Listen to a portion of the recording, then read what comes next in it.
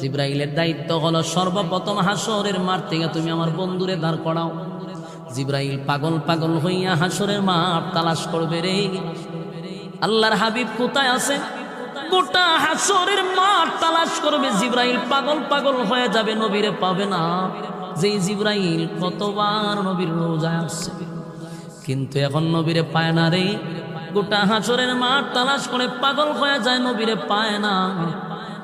দৌড়াইয়া জিব্রাইল গিয়া ইসরাফিল রে কয়, এই বেচারা তুই যে ফু দিলি, এখন তো আমি নবীর রোজা কোথায় আছে তালাশ করে পাই না, বইলা দে পয়গম্বর কোথায় আছে।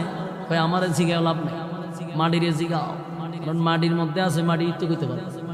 জিব্রাইল দৌড়াইয়া মাটিরে গিয়া কয়, মাটি রে, আমার দায়িত্ব পয়গম্বরকে হাসরের মাঠে দাঁড় করানো, বল তোর কোন জায়গায় হাবিবে কিবরিয়ারে রাখছস।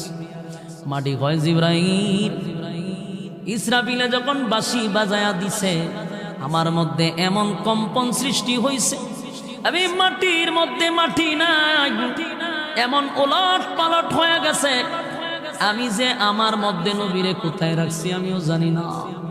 কি বুঝলেন?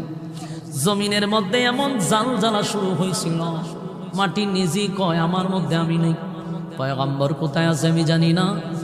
এবার আওয়াজ আসলো, জিব্রাইল নেই, গোটা হাসরের মাঠে তালাশ করলে নবীরে পাইবা না। নবীর রওজা যেখানে আছে অবশ্যই সেখানে একটা নূরের আলো জ্বলতেছে, এই আলো দেখা বুঝতে পারবা এখানেই আমার নবী আছে। সুবহান। জিবরাইল আলাইহিস সালাতু ওয়াস সালাম দৌড়াইয়া পয়গম্বরের রওজার সামনে গিয়া দেখে আলো দেখা যায়, সেখান থেকে আমার নবীরে দাঁড় করাবে। তবে শুনেন, হাসরের মাঠে যারা উঠবে সব কিন্তু উলঙ্গ অবস্থায় উঠবে, কারো কাপড় থাকবে না, উলঙ্গ অবস্থায় কাদা মাটি থেকে মানুষ দাঁড়াবে।